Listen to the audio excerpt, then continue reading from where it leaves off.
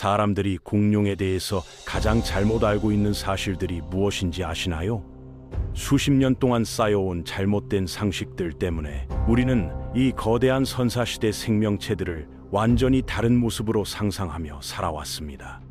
어렸을 때부터 책과 영화에서 본 모든 장면들이 사실은 과학적으로 완전히 틀렸다면 어떨까요? 정말 놀라운 건 그동안 과학자들조차 속고 있었던 오해들이 너무나 많다는 점이죠. 지금부터 공룡에 대한 우리의 모든 편견을 뒤집어 버릴 진짜 이야기를 시작해 보겠습니다.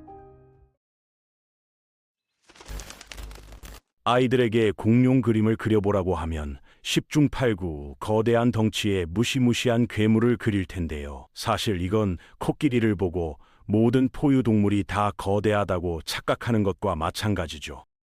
물론 아르헨티노사우루스처럼 스쿨버스 세대를 연결한 길이만큼이나 컸던 거대 종들도 있었습니다. 하지만 정말 흥미로운 건 작은 공룡들이 오히려 더 오래 살아남았다는 사실이에요.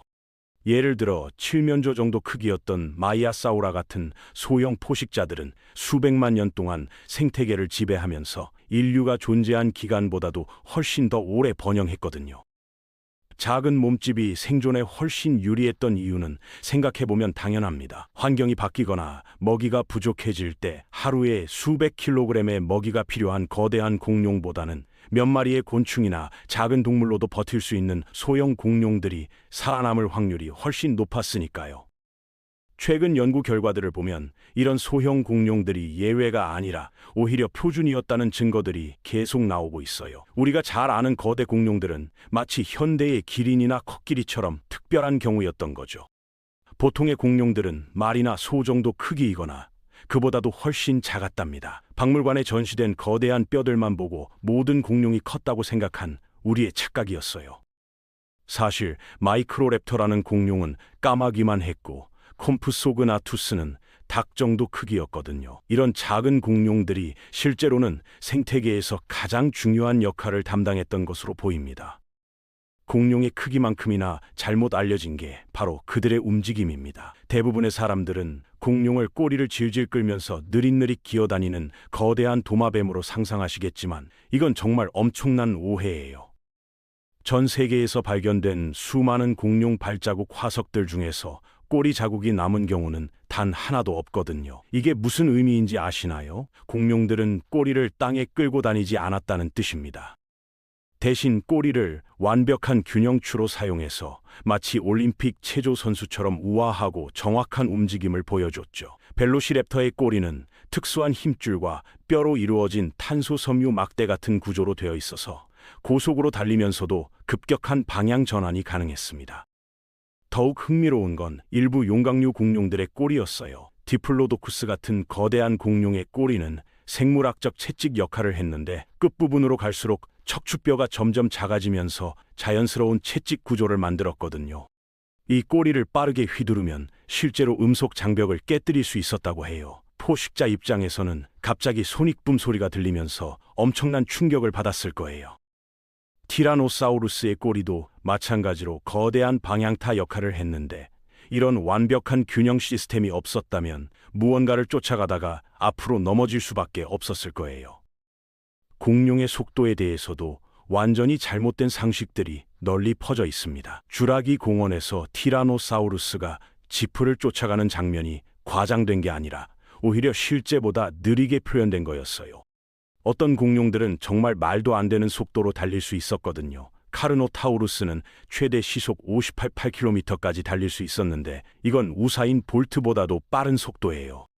그런데 이 녀석의 몸무게는 코뿔소만큼 나갔다는 점이 정말 놀랍죠. 속도뿐만 아니라 민첩성도 대단했어요. 특수한 꼬리 구조 덕분에 벨로시랩터는 전속력으로 달리면서도 급격한 방향 전환이 가능했어요. 프로 축구 선수보다도 빠르게 움직일 수 있었던 거죠. 최근에 발견된 발자국 화석들을 분석해보면 일부 소형 공룡들은 시속 40km가 넘는 속도로 달렸다는 증거들이 나오고 있어요. 거대한 공룡들도 우리가 생각하는 것처럼 둔하고 느린 존재들이 아니었습니다. 최신 연구 결과를 보면 티라노사우루스의 다리 근육은 파워리프터의 근육처럼 폭발적인 힘을 낼 수 있도록 설계되어 있었어요. 실제로 계산해보면 자동차 한 대를 부술 수 있을 만큼의 힘을 가지고 있었다고 해요. 심지어 일부 소형 공룡들은 시속 65km까지 달릴 수 있었는데 이건 거의 고속도로 주행 속도거든요. 숲속에서 오토바이를 추월하는 칠면조 크기의 포식자를 상상해보세요. 정말 무시무시하지 않나요? 이런 놀라운 운동 능력은 공룡들이 단순한 거대 도마뱀이 아니었다는 걸 보여주는 결정적 증거예요. 공룡이 살았던 시대에 대한 오해도 정말 심각합니다. 원시인과 공룡이 함께 싸우는 영화들을 많이 보셨을 텐데 이건 완전히 말도 안 되는 이야기예요. 인간과 공룡 사이에는 무려 6,500만 년이라는 엄청난 시간 차이가 있거든요.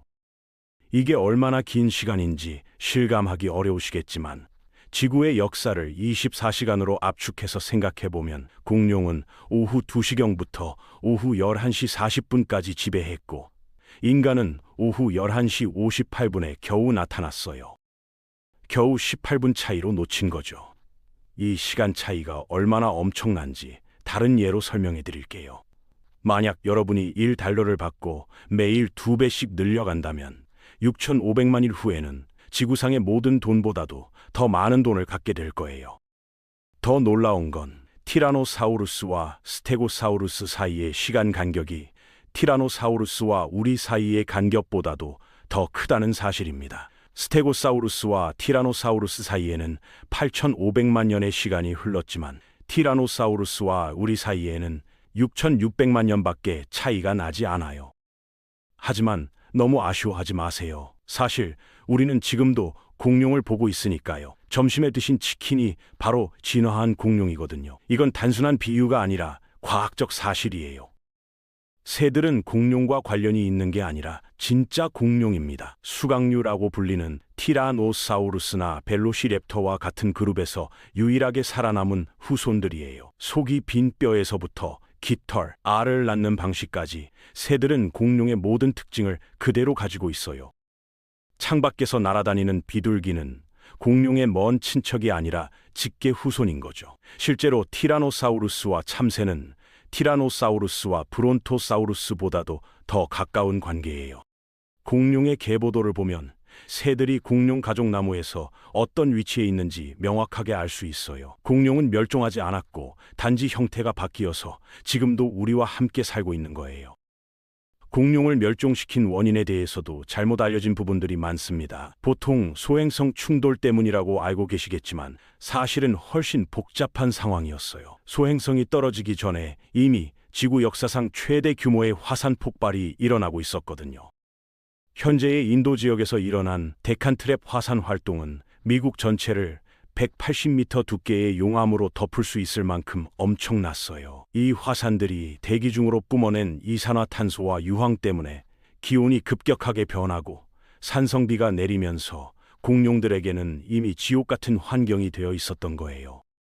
그런데 상황이 더 이상 나빠질 수 없을 때 에베레스트 산만 한 소행성이 시속 72,000km의 속도로 지구에 충돌했습니다. 이 충돌의 위력은 히로시마 원폭 100억 개가 동시에 터진 것과 맞먹었어요. 충돌의 충격으로 지구의 암석 덩어리들이 우주로 날아갔을 정도였죠. 그런데 정말 놀라운 건 이런 두 가지 대재앙을 모두 겪고도 일부 공룡들은 살아남았다는 점이에요. 크고 유명한 공룡들은 사라졌지만 빠르게 날 수 있고 적응력이 뛰어난 소형 깃털 공룡들은 버텨냈거든요. 오늘날 우리는 그들을 새라고 부르고 있어요. 결국 공룡은 완전히 멸종한 게 아니라 형태만 바뀐 거였죠. 공룡의 혈액 온도에 대해서도 완전히 잘못된 상식이 널리 퍼져 있습니다. 지금까지 공룡을 냉혈 파충류로 생각해왔지만 최신 연구 결과는 정반대를 보여주고 있어요. 공룡 뼈를 현미경으로 자세히 관찰해보면 하버시안 운하라고 불리는 작은 혈관 통로들이 가득 차 있는데 이런 구조는 현대의 온혈 동물들에서만 발견되거든요. 온혈 티라노사우루스를 상상해보세요. 태양이 뜨기를 기다리지 않고도 언제든지 사냥할 수 있었을 거예요. 비가 오는 밤에도 먹이를 쫓아갈 수 있었겠죠. 갑자기 이 포식자들이 훨씬 더 무서워졌습니다. 24시간 내내 자체 엔진을 가동할 수 있었으니까요. 더 놀라운 건 일부 공룡들의 체온이 현대 포유류보다도 높았을 가능성이에요. 어떤 용각류 공룡들은 새보다도 더 뜨거운 체온을 유지했다는 증거들이 발견되고 있거든요. 말 그대로 걸어다니는 용광로 같은 존재였던 거죠. 이런 높은 체온 덕분에 거대한 몸집에도 불구하고 놀라운 활동성을 유지할 수 있었을 거예요. 공룡의 외모에 대한 우리의 상상도 완전히 틀렸습니다. 비늘로 덮인 거대한 도마뱀 같은 모습이 아니라 실제로는 거대한 닭처럼 보였을 가능성이 높거든요. 만약 주라기 공원이 과학적으로 정확했다면 벨로시랩터는 무시무시한 도마뱀이 아니라 살인적인 칠면조 같은 모습이었을 거예요. 티라노사우루스도 여러분이 상상하는 것과는 완전히 다른 모습이었을 수 있어요. 버스만 한 크기의 솜털 덮인 괴물을 상상해 보세요. 이런 혁신적인 발견은 1996년 중국에서 시작되었어요.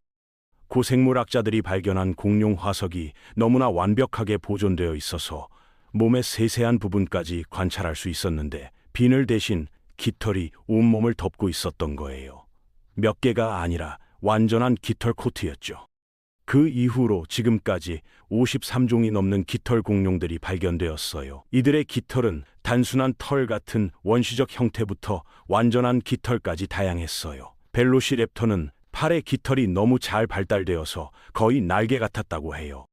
예상치 못한 공룡들에서도 깃털의 증거가 발견되고 있어요. 일부 티라노사우루스 계열 공룡들도 어렸을 때는 깃털로 덮여 있었을 가능성이 높거든요. 악몽 같은 병아리 버전의 아기 티라노사우루스를 상상해 보세요. 색깔도 우리가 생각하는 것과 달랐어요. 새로운 기술 덕분에 화석 깃털에서 공룡의 실제 색깔을 알아낼 수 있게 되었는데 일부는 벌새처럼 무지개 빛을 띠었고 다른 일부는 복잡한 무늬와 줄무늬를 가지고 있었어요. 둔한 회색 도마뱀이 아니라 현대 조류만큼이나 화려한 색깔을 자랑했던 거죠. 특히 안키오르니스라는 공룡은 검은색 몸에 하얀 날개를 가지고 있었다는 것까지 밝혀졌어요. 공룡의 지능에 대해서도 완전히 잘못 생각하고 있었습니다. 작은 뇌를 가진 멍청한 도마뱀이 아니라 실제로는 여러분이 생각하는 것보다 훨씬 똑똑했어요. 일부 공룡들은 현대 동물들과 비교해도 전혀 뒤지지 않을 정도였거든요.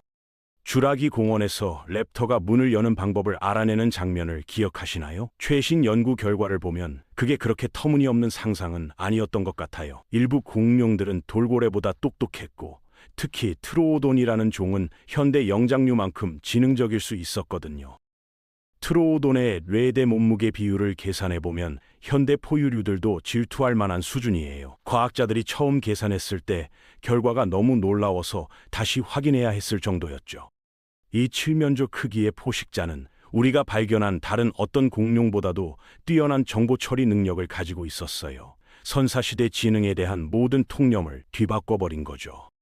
복잡한 사회적 행동의 증거들도 계속 발견되고 있어요. 일부 현대 동물들도 부끄러워할 만큼 정교한 행동들이었죠. 마이아사우라는 이름 자체가 좋은 엄마 도마뱀이라는 뜻인데 실제로 거대한 집단 서식지를 만들고 새끼들이 부화한 후 몇 달 동안 정성스럽게 돌봤어요.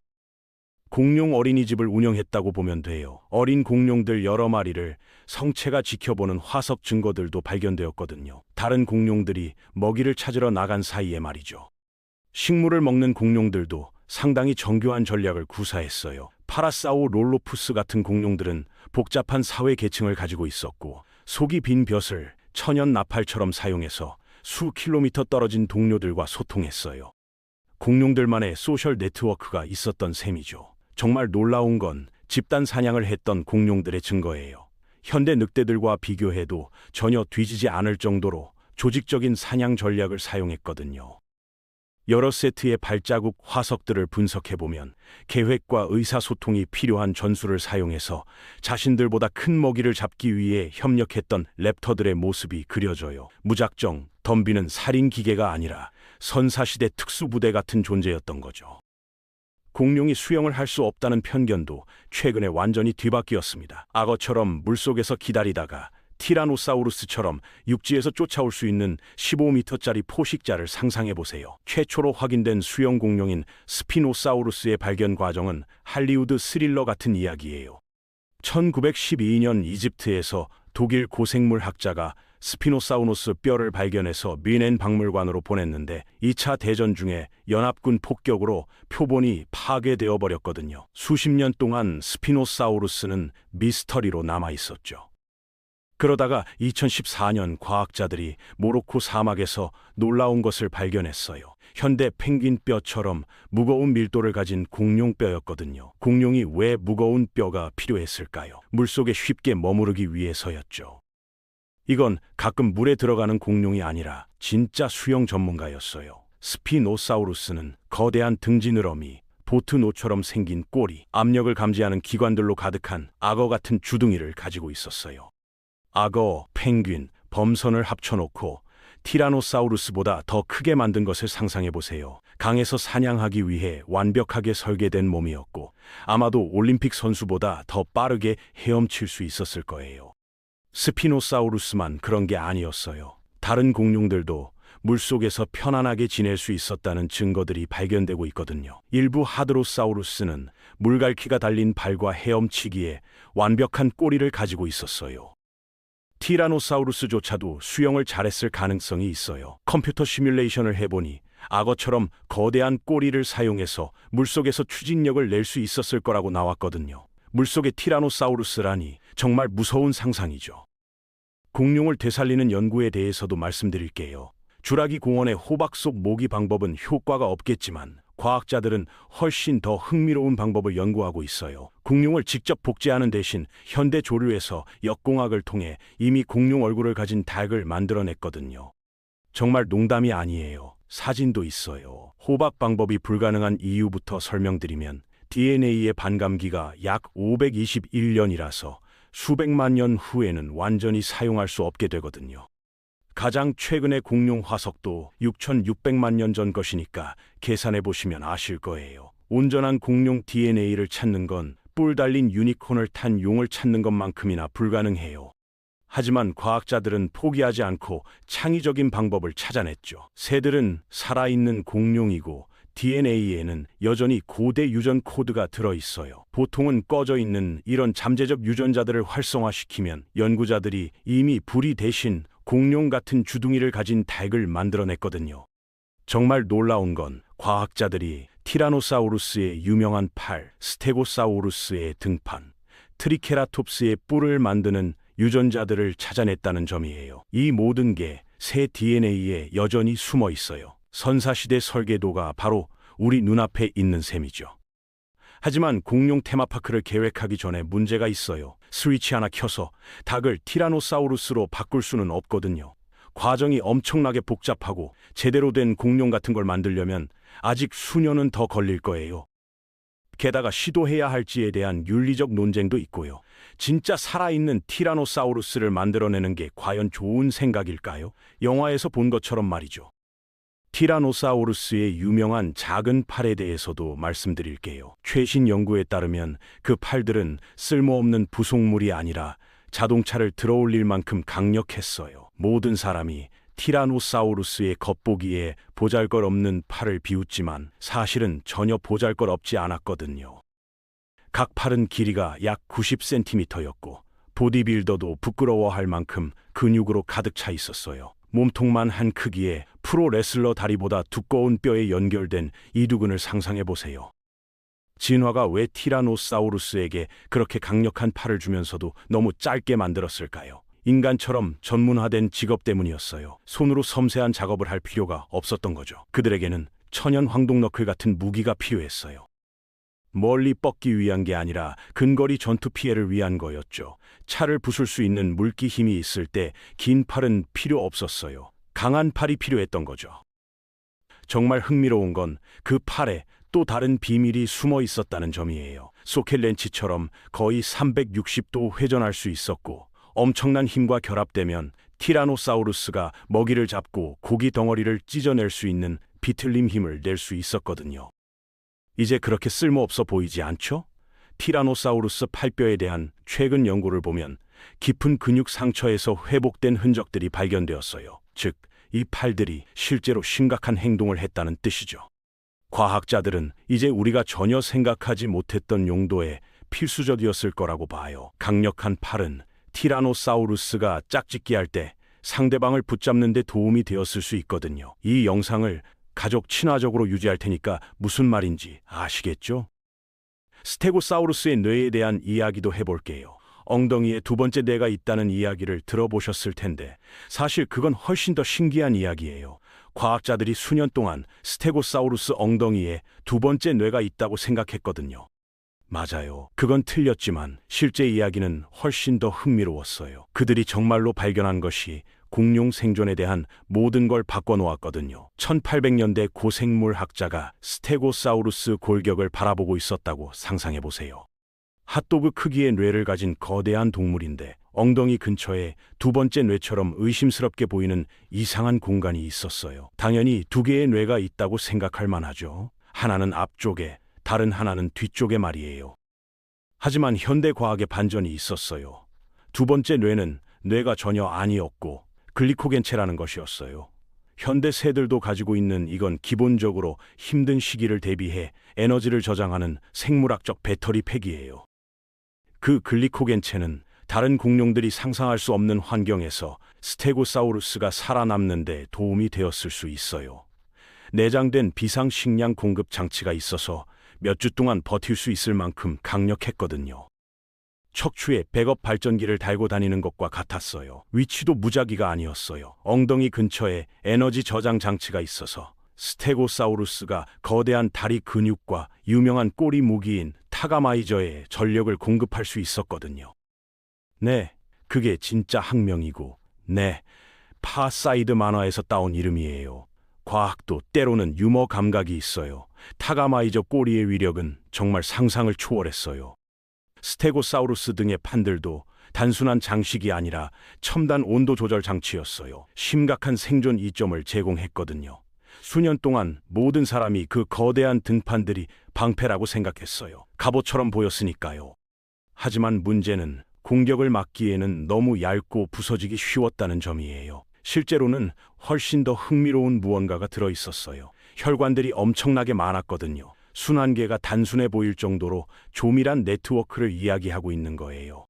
이 판들은 기본적으로 생물학적 라디에이터였어요. 스테고사우루스가 식어야 할 때 혈액을 이 판들로 펌핑할 수 있었고, 넓은 표면적이 자동차 라디에이터처럼 열을 방출하는 데 도움이 되었어요.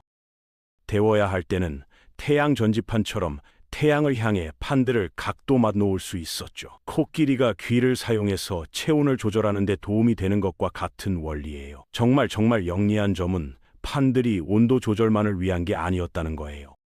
혈류를 조절해서 극적인 효과를 낼 수도 있었거든요. 스테고사우루스가 라이벌이나 짝을 위협하기 위해 판들을 밝은 빨간색으로 바꾸는 걸 상상해 보세요. 경고등과 에어컨이 내장된 것과 같았어요.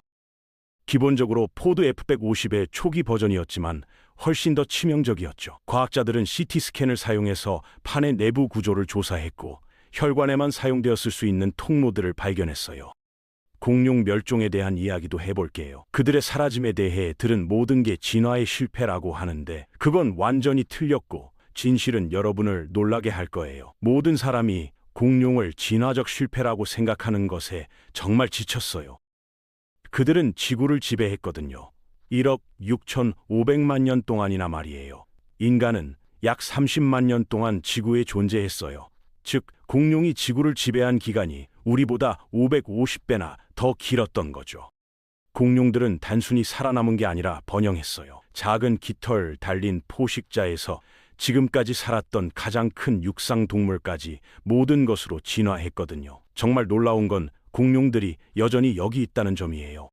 새를 볼 때마다, 창밖에서 비둘기를 볼 때마다 살아있는 공룡을 보고 있는 거예요. 새들은 공룡의 후손일 뿐만 아니라 티라노사우루스나 벨로시랩터만큼이나 진짜 공룡이에요. 성공에 대해 이야기해보자면 오늘날 살아있는 새는 약 10,000종으로 모든 포유류를 합친 것보다 더 많은 종이에요. 공룡들은 지구상 충돌에서 살아남았을 뿐만 아니라 현재 다양성 게임에서 승리하고 있어요.